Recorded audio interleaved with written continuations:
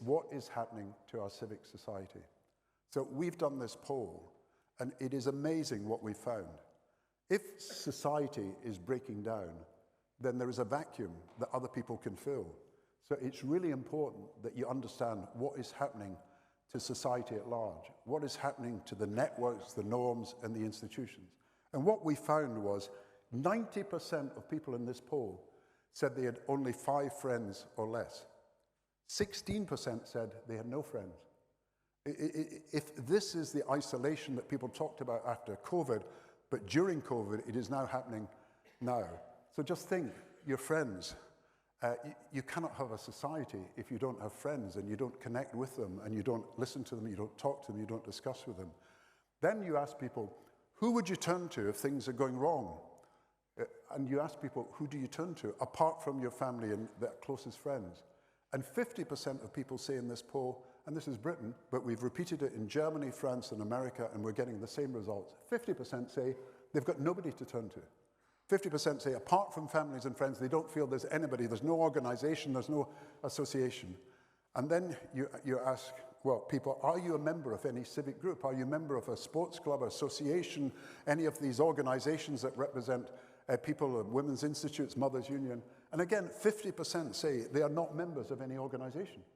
And 40% of those who are said that they only attend that organization or would be once a month. So you've got 70% of the population who are either not involved in any civic organization or, in fact, are only there as, if you like, part-time members once a month in one organization. So what you're talking about is the breakdown of civic society. And then you ask people, what do you think of politics? 24% of people only trust politicians. And that's true of America, it's true of Europe as well in the polls we've done. Only 3% are members or associated with political parties. So just look at the actual figures themselves. The Church of England, at its peak, 10 million regular attenders in the 1930s, now 1 million. Church of Scotland, 1.2 million members at its peak, now probably only 100,000 regular attenders. Working men's clubs used to be a huge thing, 4 million members, now less than a million. Girl Guides, Boys Brigade, Scouts, membership halved from their peak. Then you look at Mothers Union and Women's Institute, membership halved from their peak, but no other organizations that seem to have taken their place. Trade unions, peak membership 12 million, now 6 million, but if you look at attendance at trade union meetings, it's a fraction of that and going down all the time. If you just look at this, the breakdown of civic society, and it's not just happening in Britain, it's in America, it's in the rest, and the rest of Europe. You know, John Smith was the first to spot it when Mrs. Thatcher said, there is no such thing as society, only families and individuals. But actually, there can be no such thing as a society if people don't meet each other, talk to each other, listen to each other, join with each other, have clubs and associations that somehow connect with each other.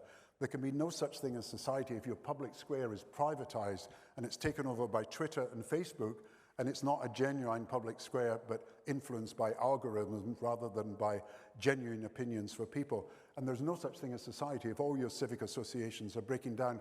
So I believe that that vacuum is one of the main reasons why populist nationalism is rising across Europe. And I believe that it's upon ourselves to do something about it. In some cases, you say, this can be solved by someone at the top. In some cases, you say, this can be solved by a few leaders. This can only be solved by ourselves. If we don't join organizations, if we don't meet other people, if we don't be part of a civic society. Now, there's many ideas about how we can do that. To rebuild civic life. There's a fund for rebuilding civic life in the United States of America. And why don't we? Look, if the physical infrastructure broke down, if the roads, the railways, and the airports were put out of operation, as happened with the airports a few weeks ago, then we'd be up in arms. We'd say, spend the money, get them moving again. We can't live without them. If the financial infrastructure broke down, and that's the banks and so on, and you couldn't get to your cash machines, you'd be saying, get something done. But the civic infrastructure seems to be breaking down, and nobody seems to be doing anything about it. And that's why I say we've got to think about how we can actually do things better. Think about connections and how we can encourage associations, clubs, networks to be formed. Maybe by giving finance to people who want to start organizations and helping them with some sort of grant. Maybe by those who are moving forward and getting members, helping them expand. But we need civic groups that work. We've got sports clubs, we've got park runs. I'm involved in Warm Welcome, which has got 5,000 spaces around the country for people who are lonely to come in and help each other, but we need more of that.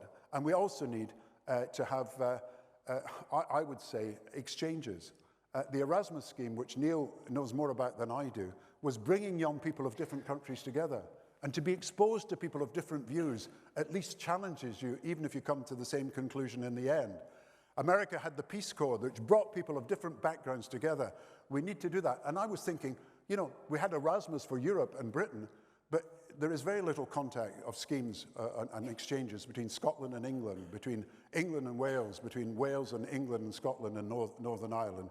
And we ought to have people meeting together. I would say that Scots young people are more likely to have visited Spain than England because of holidays in Spain rather than in England. And we've got to find a way of people understanding each other better.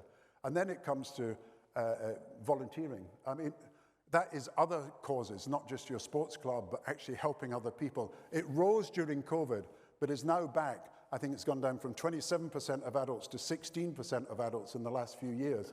We don't volunteer enough. We don't help each other enough. And yet when you ask people, do you want to know your neighbors better? Do you want to be part of the community? Our surveys say yes. And that's what I think we should be thinking of. Now, all these things, leadership training, young people trained as leaders, huge number of schemes in other countries, very few here.